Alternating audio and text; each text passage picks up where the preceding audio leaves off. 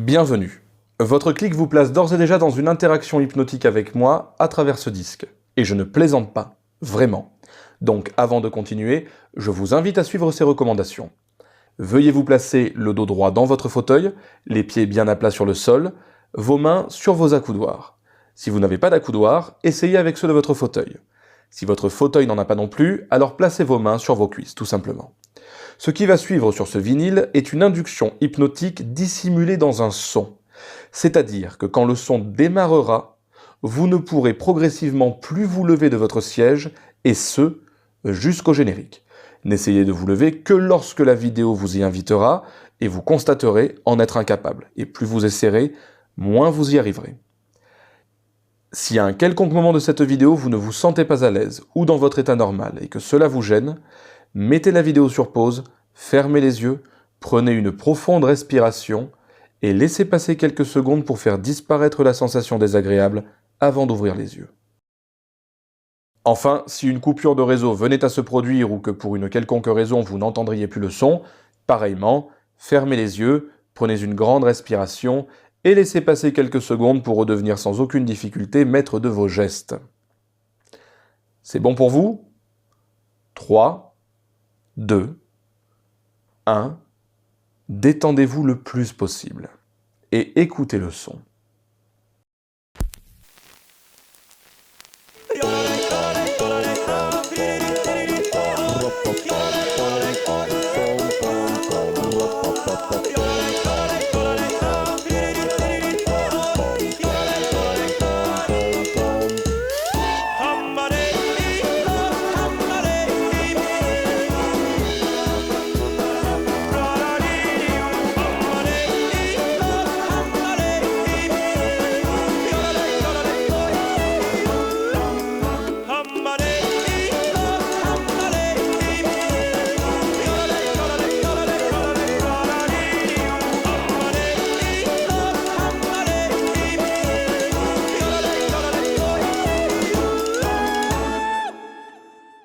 Mais je t'appelle pas pour ça, je m'en fous, je comprends que ça te fasse rire. Non, je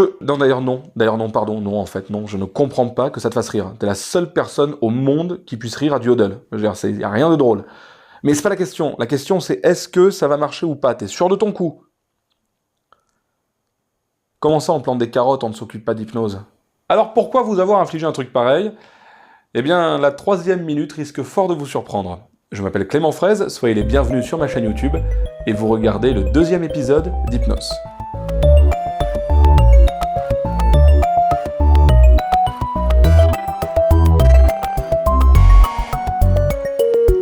Alors quand je dis que certaines personnes sont peut-être déjà hypnotisées rien qu'avec le titre de la vidéo, croyez-moi, je suis très sérieux. Et pour ces personnes-là, je veux que vous me fixiez un instant, que vous preniez une grande inspiration, et maintenant, vous revenez à la normale.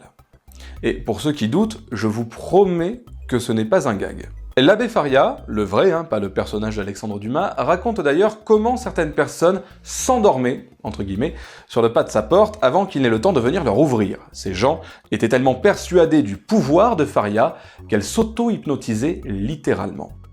Aujourd'hui, quand un hypnotiseur parle d'induction, il fait généralement référence à une technique de relaxation ou de fixation de l'attention qui est censée amener à l'état d'hypnose. Sauf que, comme j'en ai parlé dans le premier épisode d'Hypnos, la question de cet état ne fait pas du tout l'unanimité dans la communauté scientifique, loin de là, la tendance est même à l'inverse. Mais plus intéressante encore, une expérience menée par Steven J. Lin mène à la conclusion suivante, je cite: « Nos résultats indiquent que les inductions hypnotiques ne sont pas plus efficaces que les seules suggestions émises dans un contexte d'hypnose. La technique utilisée pour l'induction semble donc moins importante que le contexte hypnotique lui-même. » George Estabrooks, un psychologue des années 50, raconte d'ailleurs une anecdote assez amusante dans son livre Hypnotism. Non, je n'ai pas fait chier la bite pour trouver le titre. Estabrooks était fier de dire que son laboratoire dispose d'un système pour graver des disques vinyles. Ouais. Non, si, je vous assure, à l'époque c'est la grande classe, c'est le top niveau technologique dans les années 50. Et pour simplifier la vie de son équipe, il a enregistré une induction sur un disque. Cela permettait de surcroît de s'assurer que l'induction utilisée pour leurs expériences était toujours exactement la même, malin et rigoureux. Sauf qu'un jour, au moment d'hypnotiser un sujet, il ne trouve plus le disque, déjà emprunté par un collègue. Estabrooks ne se démonte pas et décide d'utiliser un autre disque. Il assure à son sujet que ça va fonctionner, évidemment. Et le disque utilisé, qu'il a passé à son sujet, était du yodel. Mais le chant autrichien bizarre que je vous ai passé en début d'épisode. Eh ben ça a marché, Barnabé. Estabrooks conclut alors que son sujet est sûrement très suggestible, mais il ne se questionne même pas sur le contexte hypnotique qu'il a créé autour, et ce ne sont pas des idées très populaires, voire même étudiées en recherche à cette époque. Plus étonnamment, Estabrooks ne s'interroge pas non plus sur le rôle de sa propre autorité, car le laboratoire, le statut du chercheur, ses injonctions, si certains d'entre vous s'intéressent à la psychologie sociale, ça vous rappelle peut-être déjà quelque chose. Oui, Stanley Milgram a en effet étudié la soumission à l'autorité en demandant à des sujets d'envoyer des décharges électriques à de parfaits innocents. Et si cette expérience vous intéresse, vous pourriez peut-être en entendre parler un jour sur cette chaîne. Un jour. Oui. Alors certes, Milgram n'étudie pas l'hypnose dans ses expériences, mais ce qu'il décrit peut clairement influencer le comportement d'un sujet, notamment dans une expérience sur l'efficacité des suggestions.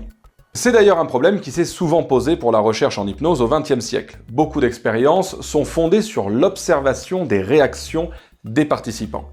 Mais des chercheurs ont mis en évidence que généralement, les sujets d'une expérience répondaient de la même façon à une suggestion, qu'elle soit hypnotique ou non. Ah oui, il y a peut-être une petite chance que ça limite un petit peu en laboratoire nos recherches, on va pas se mentir. Mais heureusement, plusieurs protocoles ont été mis en place pour permettre de faire la distinction. Par exemple, poser des questions au sujet après la séance, ou même regarder l'enregistrement de leur séance d'hypnose et la commenter. Du coup, petite parenthèse, elle est pour moi, elle est cadeau, bougez pas. Ceux qui critiquent la recherche en hypnose en pensant qu'elle ne se limite qu'à l'utilisation de grilles de lecture statique ne savent pas de quoi ils parlent. Voilà. Fin de la parenthèse. Elle est cadeau, plaisir d'offrir, joie de recevoir, comme sur les fleurs. D'autant plus que nous avons maintenant accès à de l'imagerie cérébrale qui peut montrer concrètement des mécanismes différents sous l'effet de suggestions hypnotiques. Mais pour cela, il faut que le contexte soit identifié comme hypnotique. C'est certainement un aspect clé qui est problématique pour certaines pratiques identifiées comme de l'hypnose aujourd'hui.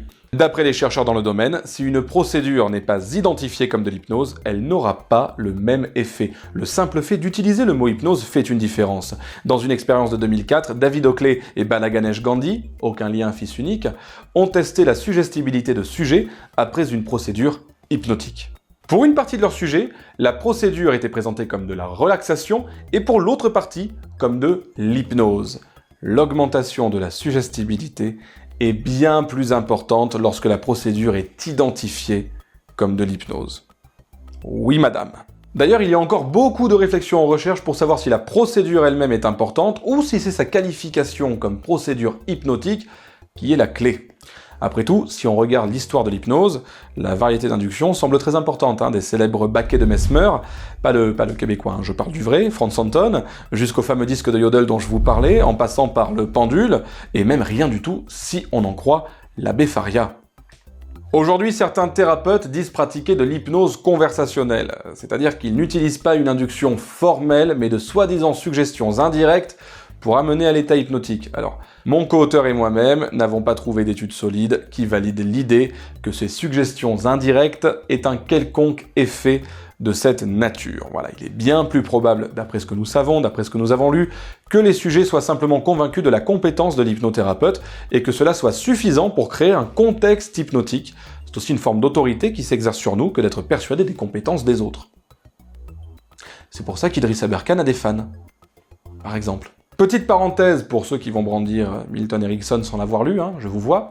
Alors oui, c'est certainement un praticien génial si on veut, mais son apport à la recherche est bien moins important que ne le pense la majorité des hypnothérapeutes. Pour ceux qui l'ont vraiment étudié, bien sûr. Promis, si la série Hypnose marche bien, il y aura un épisode tout entier consacré à Erickson. Comme si j'avais pas déjà assez de haters comme ça, putain. Donc, en l'état actuel de la recherche, l'hypnose cachée, ça n'existe pas non plus. Voilà, puisqu'il faut qu'il y ait un contexte hypnotique qui soit identifiable par le sujet pour que ça puisse fonctionner. Je suis désolé de ruiner par avance les espoirs de ceux qui pensaient séduire avec les protocoles de la mystérieuse et sulfureuse Black Op Hypnosis. Mais bon, il faut arrêter de dire de la merde.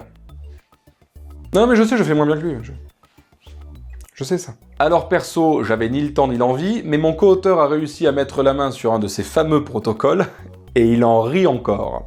Voilà, et tant qu'on est dans le déboulonnage de mythes, ce serait bien d'arrêter de mélanger la rhétorique et l'hypnose, comme certains le font. Convaincre quelqu'un, ce n'est pas de l'hypnose. Je vous rappelle que l'un des éléments de l'hypnose, c'est plutôt le fait d'avoir l'impression de ne pas contrôler ce qu'on fait.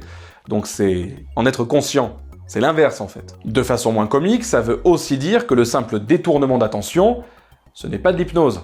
Une infirmière qui pense hypnotiser un patient pour détourner son attention de la douleur, si le mot hypnose n'est pas utilisé, a priori, on ne peut pas dire que ça en est. En tout cas, de la façon dont les chercheurs définissent aujourd'hui le phénomène.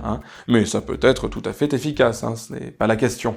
Par contre, on peut se demander s'il n'existe pas des phénomènes qui marcheraient de la même façon, mais qui auraient hérité d'un autre nom que hypnose. Des expériences mystiques, par exemple. Après tout, jusque dans les années 1850, le mot hypnose n'était pas utilisé. Franz Anton Mesmer parlait de magnétisme animal. L'abbé Faria, lui, utilisait le mot de concentration. Finalement, c'est peut-être plus les attentes et les croyances que provoque le mot hypnose que le mot lui-même. D'où l'importance de cette série de vidéos. Parce que quand un hypnotiseur de spectacle vient raconter de la merde à la télévision, il crée des croyances et des attentes. Il forme une idée de l'hypnose dans la tête des gens, il leur fait croire qu'il n'est pas possible de lui résister. Et bien sûr qu'on peut résister. Une des clés de l'hypnose, c'est aussi et surtout la coopération du sujet. Résister à l'hypnose d'ailleurs, c'est très facile, il suffit de savoir qu'on peut le faire. Voilà, il suffit d'arrêter de croire qu'on peut vous hypnotiser de force. Bon, c'est vrai que arrêter de croire, ça semble compliqué pour certains. Je m'en suis bien rendu compte. Dans le monde de l'hypnose. C'est impressionnant le pouvoir mystique d'une bonne boîte de prod surtout. Oui, ça peut bâtir un personnage, ça peut le rendre crédible, ça peut même le faire passer pour quelqu'un de hautement compétent alors qu'il balance de la merde d'un point de vue scientifique et qu'il fait quelque chose artistiquement d'assez médiocre disponible dans n'importe quel bon camping. Voilà. C'est la vie, c'est comme ça. Allez, un indice, vous avez compris, la prochaine vidéo parlera d'hypnose de spectacle, et oui, je répondrai à cette question qui brûle les lèvres. Peut-il vraiment vous faire la poule ? Mais personne, c'est pour ça que je comprends pas pour... 2 secondes. Bocal, pièce, WhatsApp, rien loupé, groupuscule malveillant, réseaux sociaux, abonnez-vous, cloche, Clément Fraisse, différé, internet éveillé. Oui, personne ne m'a jamais dit par rapport à faire la poule, personne.